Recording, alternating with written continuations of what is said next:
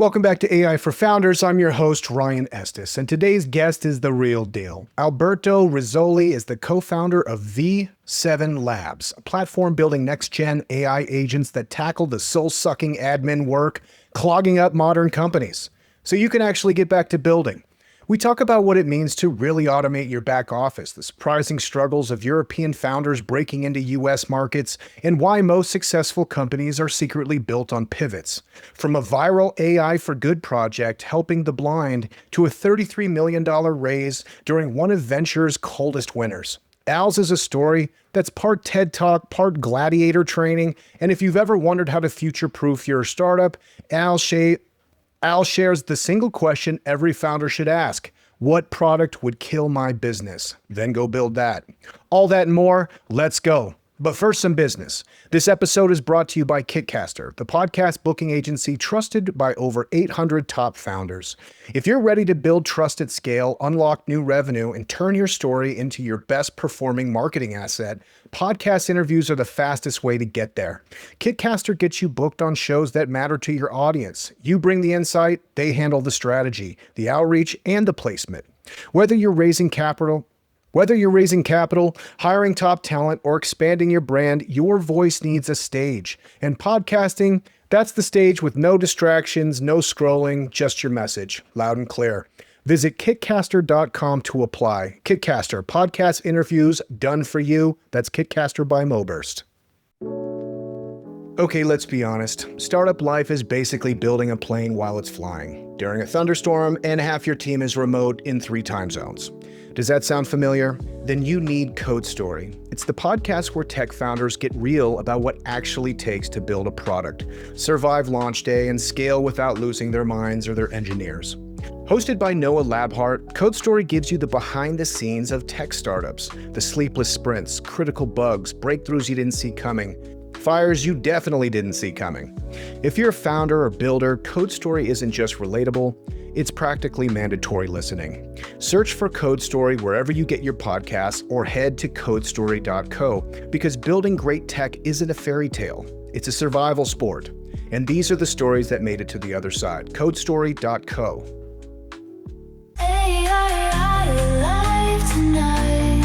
Shining stars, computer light. AI, take the flight in the glow of neon bright. How you doing? I'm doing great, thank you. Great to be here. How are you? 100%. We caught up a little bit before the interview, and so I know you're in the sweltering heat of London right now. It's 100 plus degrees Fahrenheit. So that's what, you said 31 Celsius? 31 Celsius. It's a record over here. London empties out whenever it gets hot. So just outside of the window, there's probably 100 people at the pub getting a refreshing beer. So the UK GDP is about to get a major hit. It's great. You know, nothing knocks down the heat like a cold pint, you know? Yeah. The British know this very well. It's actually hard to do business if you don't drink in the UK, which isn't exactly fantastic, but it does lead to some fun outcomes every now and again. Amazing. What got you to London? Are you HQ'd in London? We are, yes. So we're in London and New York. V7's HQ is in Oxford Circus in London. And we started the company here because we wanted to create a European AI company that would rival the Silicon Valley ones. And we know there's a lot of incredible AI talent in Europe that we could leverage. And my co-founder also was about to have his first child in London. And so we thought it'd be the best place to get started. On the contrary to that, though, most of our growth happens in the US. And I think maybe for founders listening, my best advice tends to be start your company anywhere, but consider your market to be the US, no matter where you are, especially if you're a software company. So we see about 70% of our revenue coming from the US, and the average sales cycle for a US account is generally close to half of what it takes for us to close in Europe for the same amount of revenue. Amazing. Give us a quick overview of your company, V7 Labs. Yeah, V7 is an AI company that helps companies build AI agents that automate the most tedious and repetitive work that we see every day. This is all the administrative and back office work that large businesses and small businesses have to deal with every day, rather than the interpersonal and creative work that we really want to do. And these agents are able to ingest any form of unstructured data, whether it's documents, leases in the real estate world, or investment opportunities in private equity. And then through reasoning steps, through step-by-step agent steps, they're able to turn them into structured data on the other side, a spreadsheet, a finalized IC report, a status of every property that a company might own. And effectively, we're eliminating the concept of a back office that keeps people in front of Excel or Word for hours on end, and allowing people to delegate this work to AI so they can focus on things that are actually more fun and productive for the business. Cool. So when you're talking about agents, are you mean kind of specifically organizing data in spreadsheets and then creating customized dashboards? Is that kind of the gist of it, or? Yeah, the way I see an agent is an AI that also has the arrow of time. So whilst working with ChatGPT, you might give it a document and get a response right away. An AI agent is used for something that requires more than one thinking step in order to complete a task. If you give, for example, a financial model to ChatGPT or a rent roll, and you ask it a single prompt, it might not always give you either a consistent answer or an accurate one. And an agent effectively looks at the document and says, hey, okay, I need to evaluate this investment opportunity, or I need to evaluate this legal claim, or this tax claim. Step one, I'm going to first extract all of these values. Step two, I'm going to look at my company's guidelines to see whether any of them go against maybe the tax claims urgency requirements. Step three, I'm going to see what I need to do with this tax claim and who I need to notify. And by following these steps one by one, AI becomes a lot more accurate in performing them, and effectively it acts like an internal employee. And little by little, companies can create many different agents for many different tasks, so that everything that is considered administrative can be delegated to AI. And the way we do it is we have an additional agent called Concierge, where users can effectively route any task. They can email it, or they can drag and drop it in their screen, or mention them on Slack. And they will effectively delegate this type of work to the correct agent based on the nature of the request. So it's effectively like a chief of staff that works for all of the employees. And every employee has a network of agents below them that they can delegate work to. Amazing. It seems like N8N is kind of building traction in this space, and I'm using it for different workflows of like coming from, let's say, a Slack trigger that pulls it from Airtable, that sends to GPT for a prompt, that publishes through Lovable, things like that. How does the tool kind of differentiate from N8N? Yeah, there's a lot of really great workflow automation tools like Zapier and N8N that allow you to do effectively API to API connection and automate entire processes of creation. V7 Go specifically focuses on document understanding a lot better than other tools. And we deal with documents that can be pretty complex. Sometimes they're hundreds of pages long. Sometimes they contain financial information that needs to be recalculated and thought through. Sometimes they are Excel sheets with multiple tabs. And so the companies that use V7 tend to be tax giants like KPMG, or private equity firms or banks, or fintech companies that are processing lots and lots of documents for their own customers and use our API to understand them at scale. The user experience is familiar to what you might see with N8N, but the elements of the tool are a lot more focused on extraction of data from multiple documents, and then retrieval of rule sets and evaluation guidelines, and then completion of that work in the form usually of a structured output. So another document, or sometimes a CSV output or a JSON output. Cool. And, people uploading their financial information, what's the guardrails and kind of like privacy for the tool? Yeah, we spent a lot of time trying to remove hallucinations entirely from the product. And they're prevalent because AI is very keen on giving you an answer, even if it doesn't know the actual answer to the question. And so we built a system called visual grounding that allows any model that you use within V7 Go to always look for the exact location of an answer that it's giving you in a source document, whether it's from the web or it's from your internal knowledge base. And it's actually pretty complex because every document needs to be scanned with computer vision models to understand where all the text is present. And then the model takes a little bit more effort to go and find exactly that source. But it works a lot better than just using RAG, which will give you sometimes a document reference, sometimes a page reference, but even RAG can sometimes hallucinate an answer.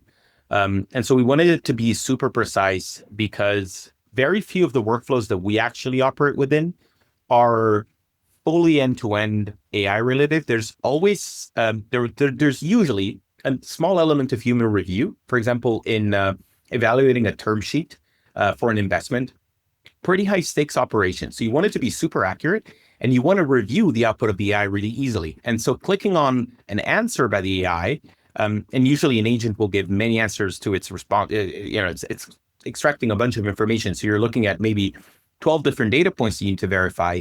You want to click on any of these data points and see immediately where in the document that's been looked at and that's been sourced from, so you can verify that the information is actually correct. Amazing. I'm just imagining all the $500 an hour attorneys that you're like, hey, use V7. I want to take that 6-hour bill down to 1 hour. Let's go. Yeah. Cool. This is great context for your new project. Doing a lot of research on you. And I want to thank you because you really take kind of founder-led marketing to the next level. There is so much great information about you online. I watched your TED Talk, read your blog. There's tons of stuff all over the place. Makes my job a lot easier. One thing I wanted to start with is you received the National Gentile Prize for Science and Innovation from the President of Italy. Tell me about that. Yeah, so my previous startup was called iPoly, and this was 2015, early days of AI. And we were building an engine that could run convolutional neural networks. So the computer vision models that were being used before LLMs or LVMs directly on the CPU of smartphones. And at the time, it was the iPhone 5, which was very underpowered compared to today's phones. So we had to quantize these models and build a custom engine that could be very, very efficient. And our goal was to help the blind and visually impaired identify the world around them. I grew up with a family friend who became totally blind due to a hunting accident. And I remember, people, especially people that become blind later in their life, they still want to build a mental model of the places that they've been to build memories and to recall them.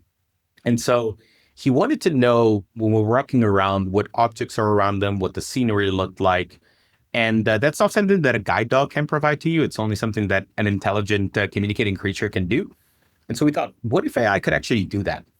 And we built an AI model with trained on 5,000 individual classes. It was a really big effort to collect that data. And then eventually was able to understand all of these objects to various degrees of accuracy. The challenges there is that accessibility is not a very easy market to create a venture-backed company and that eventually wants to IPO. So that was challenge number one. Challenge number two was that we were really loved by our availability of data, and producing training data is actually quite expensive. It requires humans to label images and explain what's inside the image. And this is still a problem today. And actually, when we were building iPoly and it had this enormous viral appeal and was a true example of AI for good, so it won a lot of awards, part of the inspiration of V7 also came from that. So before we launched V7 Go, the AI agents platform, our first product, it was called V7 Darwin, and it's used by AI researchers to build and teach new things to AI models. And it effectively is used to label data really, really efficiently. So rather than having agents that understand documents at scale and read information within documents, it would read images, documents, video, and pre-complete some of the teaching steps that humans need to effectively build AI. Now we're in a world in which AI is already capable of no longer needing to learn a lot of things, but just getting on with the job and just being told what instructions it needs to follow. And that led us to creating an agent platform that launched about a year ago. Amazing. Now, so was V7 a pivot from AIopoly, or was that did you shelf that? It's an entirely different company. So iPoly was based in San Francisco. V7 is in London. We did have some folks, some ex-iPoly people come into V7. Our very first hire is actually from the previous company, Andrea Zini, who's our founding engineer. But it was a different market and different product type, and we went from what was basically a B2C application to a B2B model. And I think that if you look at our product, there's a strong UX focus to everything. And a strong presentation focus on everything. And I think it's really in our DNA. Simon Edwardson and myself are B2C founders. We like people that love using our product. And so we still put a lot of effort into that. Very cool. It's very hard for entrepreneurs and founders, maybe people listen to this show, to know when it's time to change and then what that process is like. So walk me back to that time where you're like, you know what, I'm going to take a new company in a new direction. How did you know when it was time to end it? And then what was the transition like as you were gearing up for V7? I think almost every company, before they hit the successful product market fit, will have dozens of pivots. You just don't hear about them, but almost every good company has seen a lot of pivots before they actually hit PMF. Even some of the success stories that are live today and really rocking it.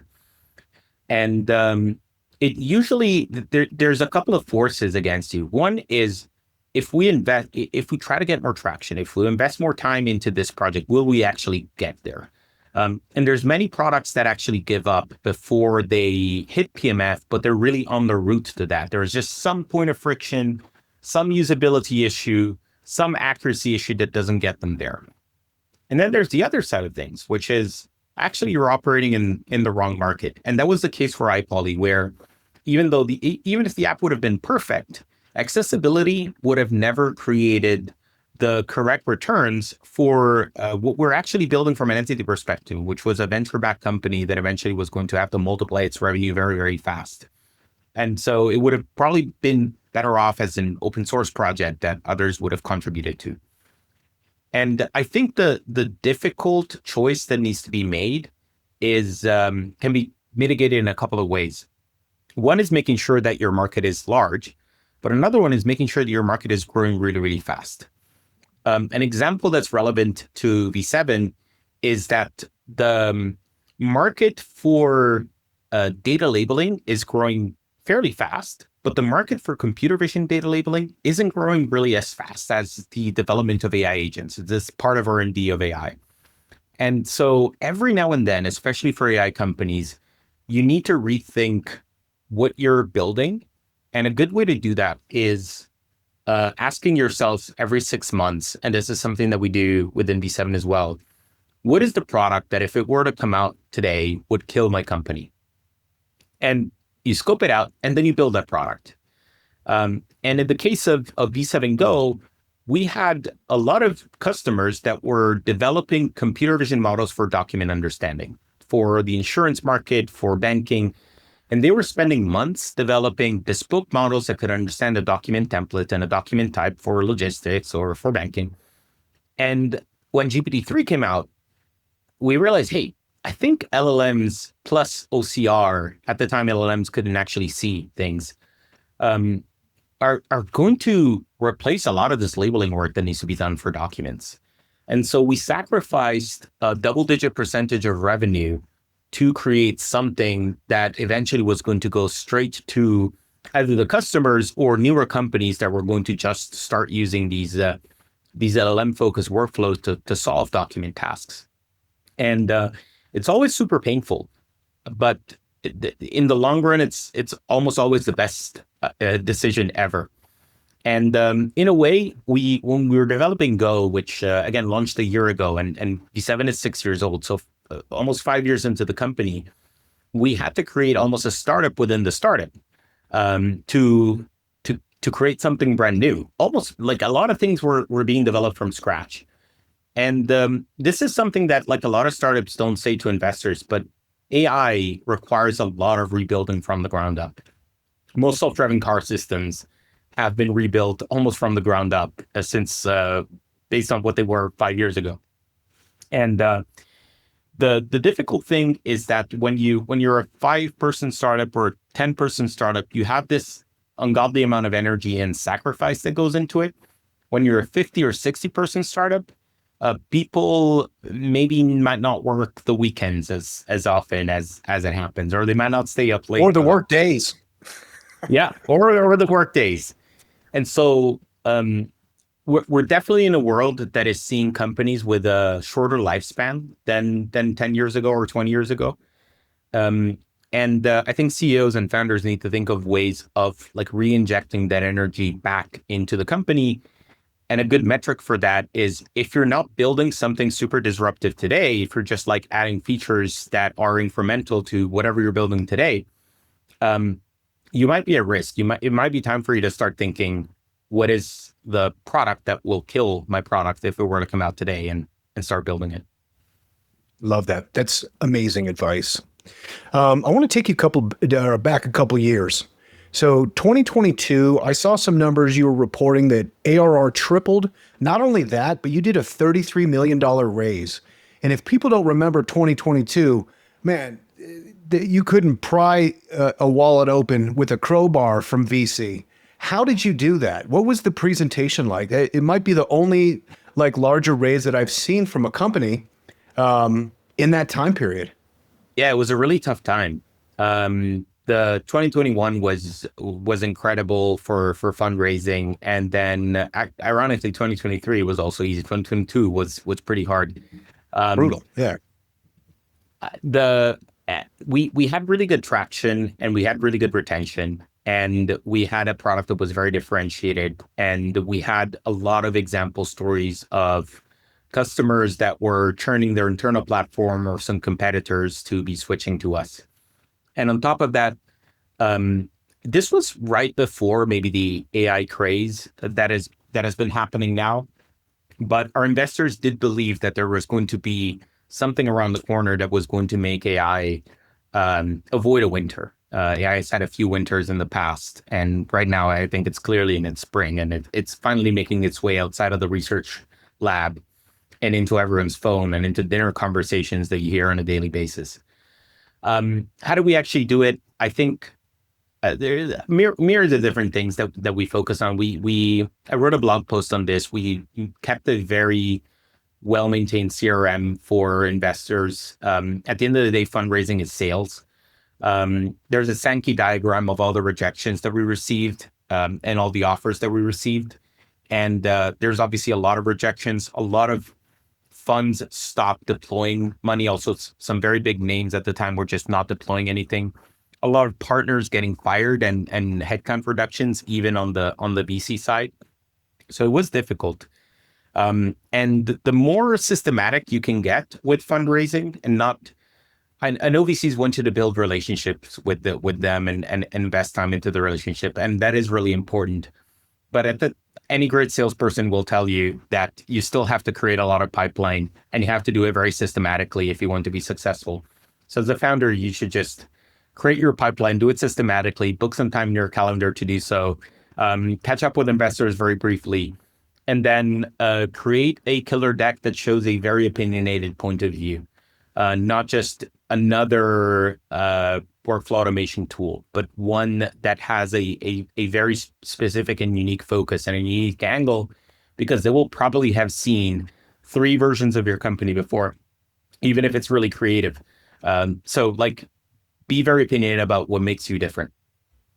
Love it. What percentage of your time now is kind of investor relations?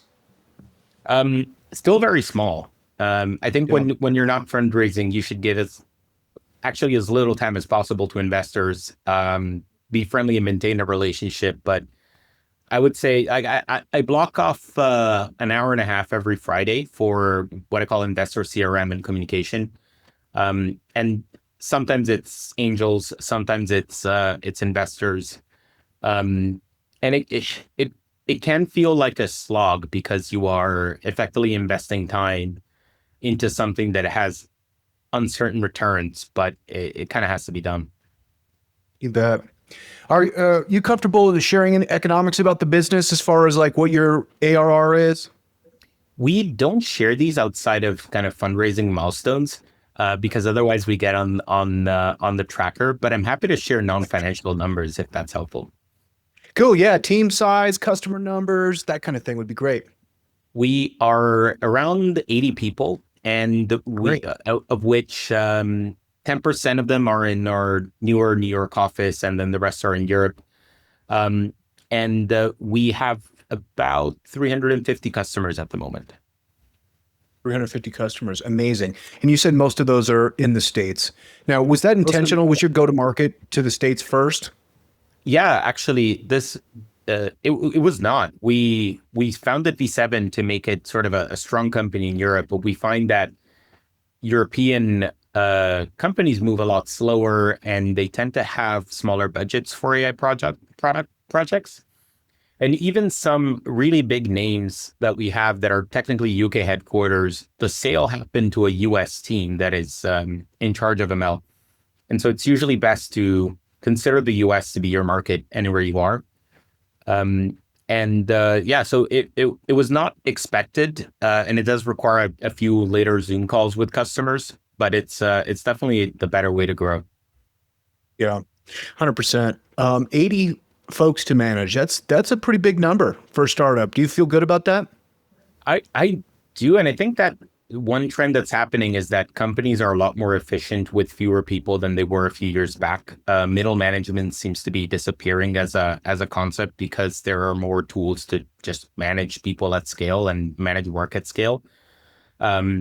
There's we switched from Webflow to Framer recently just for our marketing website. And that's one example of how a tool has reduced the amount of time that our marketing team needs to spend on just managing one pretty important component of the business and freeing up time for other things. So I think in 2021, we were seeing headcount explosions within companies. And in part because of with interest rates, in part because it was the best thing for business or assumed to be the best thing for business. Today, we're seeing the opposite. We're seeing venture capitalists also being attracted to AI companies that have like a cap on the people that they have until they hit a specific milestone. And we're seeing some incredibly revenue efficient businesses that have really only a handful of people and are making the same amount of money that a 100 or 200 person startup was making in 2020. So that landscape has changed a lot. Notwithstanding, though, there's still a big ghost within the AI world, which is churn and retention. And there's a lot of AI successes that are getting traction initially, but then people stop using the tools or they haven't successfully deployed anything in production, and then they churn after that. And the only really good way to do that is actually having people helping out customers. So in the form of solution engineering or customer success for actual serious work being done with AI. And even though there's leaps being done on user experience with AI, like you mentioned, Lovable, it's kind of easy to use. Getting that to become a tool used every day within an organization takes a little bit of effort. And unfortunately, that has to be human effort. Yeah. 100%. To your point, you mentioned that AI is in a massive hype cycle right now, which is great. And it's well deserved. It's so cool. How do you see that resolving? I think we're at the start of its impact. A lot of people are using it for like the reality. If you look at the world economy, there's a lot of attention to where AI can be used, and there's a lot of great prototyping being done with AI. But there's not that much AI being run inside hospitals or government today. And so we're yet to see the economic impact be realized pretty soon. And so for that, we're at the start. There's some plateauing performance that we're seeing on new models being released, but it's not that big of a worry because even just with the breakthroughs that we have today, with sort of the transformer model being king, there's still enormous gains to be had in all white collar work and coding that are still unrealized. So there's a lot of growth to be done, but there is one scary issue within startups that is sort of like what YC might have asked you 10 years ago, which is why wouldn't Google just crush you? And nowadays is like, why wouldn't any of the model providers just build this functionality in-house? And it's happening with media generation where 4O can create some pretty good images. And even though it's not as good as, say, a Midjourney or something specialized, the majority of the consumer base will just say, hey, this is good enough for me. And that might happen in voice, where we have some great voice tools being developed. But the bulk of people need good enough. They don't need excellent in some cases. And so it's important to focus on the people that need, if you're building a startup or now an AI, focus on them that need the top 5% of that sort of quality of work being done, rather than something that potentially a model out of the box could do, like retrieving a file from your drive, which is now becoming embedded within Claude and ChatGPT. Yeah. Speaking to that, if founders are listening right now, what AI tool would you build that would get you fastest to $1 million annual run rate? YC put out this call of building not software as a service, but basically service as a software. And I think that there's a very unserved opportunity right now in replacing old businesses that are doing work manually by doing that work, but using AI tools that already exist. An example of that is that we have some great customers in processing tax claims, for example. But because they are large, they're still taking quite a significant amount of time for the digital transformation side of things. And there's a lot of internal friction points in actually doing this work on by implementing AI into it. In the UK, most companies need to file an R&D tax claim every year. And it's a big write-up that is very manual. And just doing that by utilizing AI software and setting up the company to provide a service with a very little human effort and a lot of AI implementation is actually, I think, an underserved slice of the market, considering that almost everyone is building a SaaS tool that is doing something with AI. And there's only so many things that AI can do today. Actually going to fulfilling that service end to end might be a good idea, and just using the great AI tools that are already being developed to do so. Love that. Service as a software. V7 sells tomorrow for $1 billion. You just wipe your hands up, you're out. What do you do next? Probably take a 1-month holiday and then start another startup. You got your eye on anything particular? I don't know. I would, I would love to work with BCI one day with brain computer interfaces. I would love to work on the next frontier. Really, I've always been attracted to the next frontier of technology. I think BCI is really interesting, and I'm a novice in it, which excites me. There's probably some Dunning-Kruger effect in there, but I would probably jump into it. There's I'm probably not smart enough for the protein side of AI discovery, even though I think it has truly enormous impact. And on the longevity side, it is a topic that I'm passionate about, but I don't take enough care of myself to actually be a good champion for it. So it'll probably be something that has to do with the human brain if I were to start something new. Well, maybe vision. That seems to be a reoccurring theme in your career and your pursuits. Maybe straight into the visual cortex. That would be nice. The BCIs, I'm absolutely fascinated with that. I've kind of put out a beacon through this podcast to reach out to people, because I'm very interested in this, particularly around, triggering AI functions, AI tools, AI agents with kind of underutilized body movements, So if I'm thinking about vision, it's if I blinked 4 times in a row, that should have an assigned task. Or if I wiggle my ears, I think there's going to be this really interesting interface. The fact that we're kind of doing this is the ergonomics had never really fit human design, 100%. My dream is that you could translate what's being processed in your visual cortex directly into pixels. So your stream of thought could actually be visualized. And I think that is sort of the next unlocking of creativity after AI. Because I'm a very visual learner and a visual person. And if I imagine something in my head, we only have 2 arms to turn it into reality. And it's a very inefficient way. Whereas with speech, almost everything that can be created into our head can actually be uttered by our mouth. With visual information, you need to be an artist to recreate that in reality. Love that.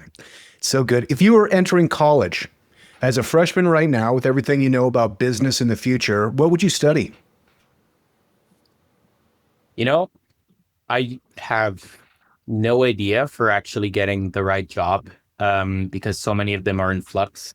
I think computer science is still worth exploring. I think that fundamental STEM degrees, like physics, are also interesting, or mathematics, because they train your brain into thinking a specific way. And ideally, it should be something that goes to first principles, because I think first principles thinking is still king in creating something new today. And if you really understand something at first principles, you can create a great version of it. If you don't, you can only create your surface level perception of what good looks like. So liberal arts, first principle thinking, like learning how to think first might be a good Yeah, I start. wouldn't absolutely. I wouldn't dig liberal arts. I think we don't have that in Europe, but I think that people should go, especially nowadays, with where we're we're eliminating the need for MBAs. Middle management is kind of going away, and AI is taking over a lot of some actuarial science work, accounting work. Um, University should be a place where you go for the joy of learning and to maximize your learning about topics and better ways of thinking, more so than necessarily learning how to do a job. I would rather do an apprenticeship for that instead, or start a startup and learn by failing. Cool. We're just about at time. I just have a couple more questions. Yeah. What are your favorite AI tools? V7, of course. V7 is a big fan of Cursor. It's increased our productivity quite a bit, but it's probably one that gets spoken about a lot. We have a lot of fans of Granola for recording meetings. It's very comfortable to use. It's one of those great single use tools like a potato peeler that you just wouldn't use anything else for. And V7 is the third one. Any kind of document that I ever receive doesn't have to go through my eyeballs, and mostly goes through an agent. Love it. If you could live in any historical era, except for now or the future, which would it be?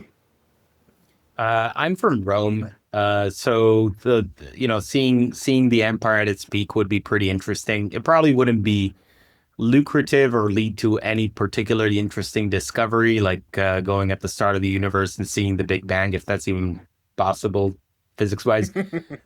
But it would be a nice. It also depends on whether I'm stuck there or I'm able to go back to the future. So that's very dependent, and I assume that can only go in the past. But I wouldn't mind going to the Roman Empire, and I could actually live the rest of my life there with what I know from the future, and do pretty well for myself. So it could be fun. Love it. There was a meme going around a couple years ago where women were finding out like how often men think about the Roman Empire on a daily basis, and they're Yeah. asking, I think they asked me, and I was like, I don't know, 3 or 4 times a day. How many Yeah. times do you think about the Roman Empire in a day? I think it's hard not to if you grew up in Rome, because so much of your education is centered around that. So if you see a piece of levied bread, it's like, oh yeah, this is what the Romans were creating, or masonry, or just a map. I I don't know. I think maybe the male brain has this slight longing for empires and some degree of order sometimes that comes through our heads. I'm not exactly sure where it's coming from. It also Love just it. looks cool. I think there's definitely an Yeah. element to that. It's drip. I mean, you got all the red and like the cool like kind of skirts and leather and brass. Oh, it's Yeah. cool. Do you have a favorite Roman? Um, Augustus is kind of a classic response. But Marcus Aurelius, I think a lot of people would have read Meditations. It's really nice. It's sort of like a personal diary, and you don't often get to read the personal memoirs of a historical character without propaganda being basically flushed through it to improve it. And there's a lot of really deeply personal anecdotes there, and sort of emotional writings that make you realize, hey, actually being king is kind of a slog sometimes. And sometimes it's the same as being CEO. It has its upsides, but really it's the path of someone that is usually continuously dissatisfied and trying to fix problems. And like Bill Gates once said, once you make your first million or 10 million, it's always the same cheeseburger. And there's something in humans that make us continuously adapt to the situation that we're in, and then seek new problems to solve, or feel new problems that we want to solve. It's a great book that illustrates that. Absolute classic. And it comes up a lot on this podcast. I talk to a lot of founders, and stoicism in general seems to be like a great salve for our founders and CEOs, largely. And maybe it's the intention is to take the peaks off the highs and take the bottoms out of the lows, because there's definitely that roller coaster effect. What's helpful for you to kind of like keep emotions in check as things get really hard? It's like that old story attributed to King Solomon, where he asks a ring maker to produce him a ring that will make him sad when he's happy and happy when he's sad. The ring maker goes all around the empire to go and find one, and he does find one and brings it back. And there's a big party, and King Solomon is very happy, and the ring is given to him, and he looks at it and he frowns. And the ring says, "This too shall pass." And it's the same case in a startup. All the good moments, they will pass, and all the bad moments, they will pass. And there will be a lot of good moments and a lot of really bad moments. I think it's just understanding that even Steve Jobs got fired by Apple, and he probably had a really tough time after that. And then it passed, and he bounced back, and he created something amazing. Thanks for sharing that story. I'd never heard that before. It's absolutely incredible. Where can people find you online, Al? At Alberto Rizzoli on I guess LinkedIn, Instagram. I'm a pretty open book online, and if you're in front of a spreadsheet at any point later today, think about V7. It's v7labs.com, or just Google V7 and see if an AI agent can do some of that boring work for you. I'm doing it this afternoon. Al, this has been awesome. I will leave you to go get some ice cold pints. Amazing. Thanks for coming on the show. Thank you. Thanks for having me, Estes. Have a good one. Bet. Too. This episode is brought to you by MoBurst, the AI-first growth engine trusted by iconic startups like Calm, Robinhood, Reddit, Uber, and Google. MoBurst is a digital full-service mobile-first marketing agency that helps companies to scale and become category leaders. Whether you're finding product market fit or ready to accelerate growth, MoBurst delivers creative, data-driven solutions that help with scale and efficiency and impact. At MoBurst, we're not just guessing what works, we're predicting it. As an AI-first agency, MoBurst uses cutting-edge tools to analyze user behavior, adapt creative in real time, and uncover hidden growth opportunities. The result, marketing that's faster, smarter, and built to convert. From early-stage startups to global brands, we've helped hundreds of companies overcome complex challenges, unlock new audiences, and optimize every metric that matters. At MoBurst, we believe that creative thinking, advanced technology, and data are the core drivers of success at scale. If you're serious about scaling your business with precision and purpose, it's time to talk to MoBurst. Visit moburst.com and let's build something category-defining together.